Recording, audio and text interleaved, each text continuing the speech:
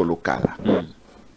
On ne peut poser la première pierre d'un projet qui existe, d'un contrat dûment signé, d'une entreprise connue, dont l'État peut, à un certain niveau, avoir déjà donné même le premier montant du décaissement dans les attentes entre cette société et le gouvernement congolais pour commencer les travaux.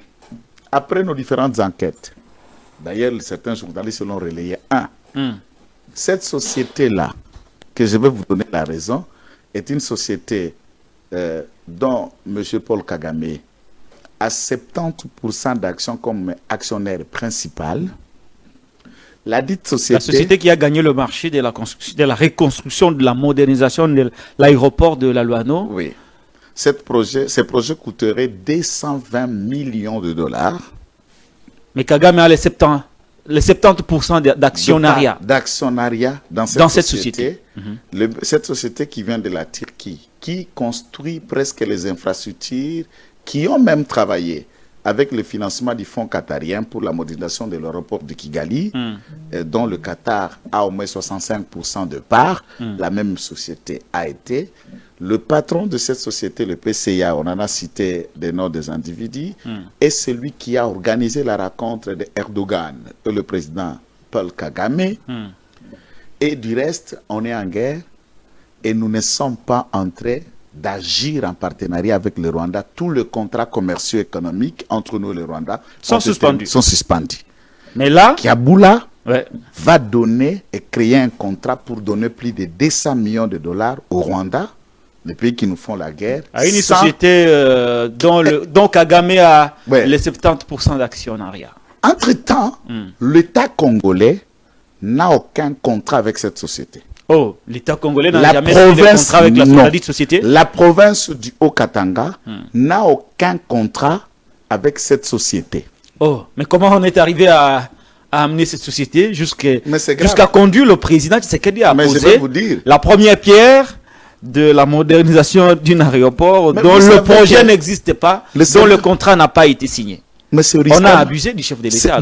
Non, abuser c'est trop. C'est risqué même pour l'aspect sécuritaire, où le président va être obligé de serrer la main un entrepreneur dont il n'est pas en contrat avec l'État congolais, lequel le président représente, poser la pierre ensemble, s'afficher en photo ensemble, et ces photos ont été ramenées à Kigali. Nous avons gagné un marché. Et si celui-ci, dans ce contexte, il y a la photo, le président de la République, le monsieur là de la dite société, Jacques Kaboula, à côté, dans l'aéroport de la Luano, pour poser la première pierre d'un projet. D'ailleurs, ça peut inciter le président. Pour qu'un projet commence, tout projet du point de vue de la loi doit être chiffré, dire la durée du projet, et les gens doivent tenir compte, ça commence quand, ça part quand. Comment le président peut être conduit simplement, facilement, poser une pierre d'un projet, qui n'existe pas, d'un contrat qui n'existe pas. Et les services de sécurité n'ont pas étudié au préalable. La société vient d'où? La société existe quand? Ces millions-là vont être financés par quoi? Il n'y a pas une ligne du gouvernement congolais. Ça n'est pas ni gré à gré. L'argent vient d'où? De l'État congolais. Oh. Mais l'État congolais n'est pas en contrat avec cette société. Cette société n'est qu'à lié associé de M. Jacques Kaboula Katwe. Et à ce moment-là...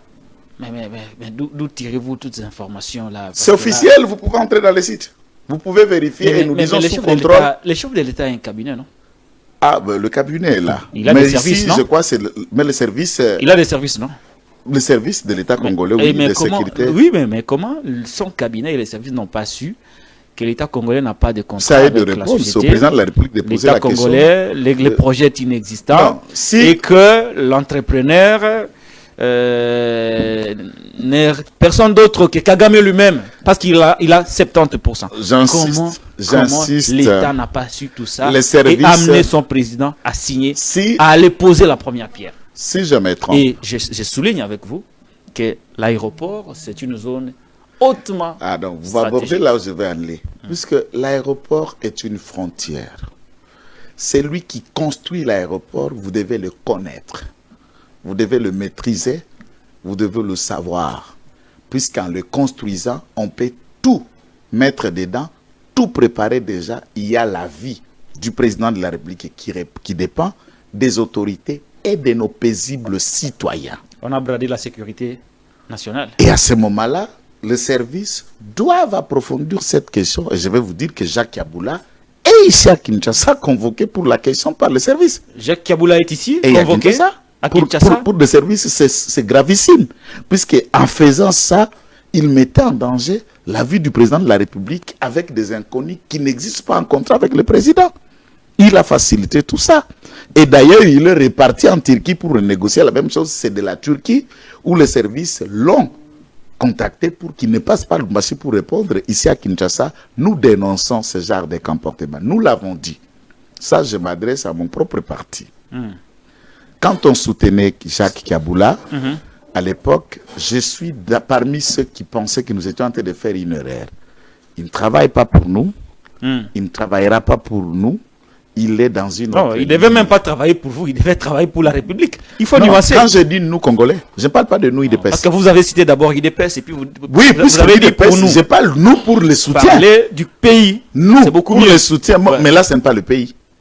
Là, ce n'est pas le pays. Vous savez que Jacques était chef de travaux, c'est quand même un enseignant à l'université. Il sait qu'est-ce qu'un contrat. Comment le président peut poser une pierre d'un dossier? Ça veut dire d'un projet inexistant.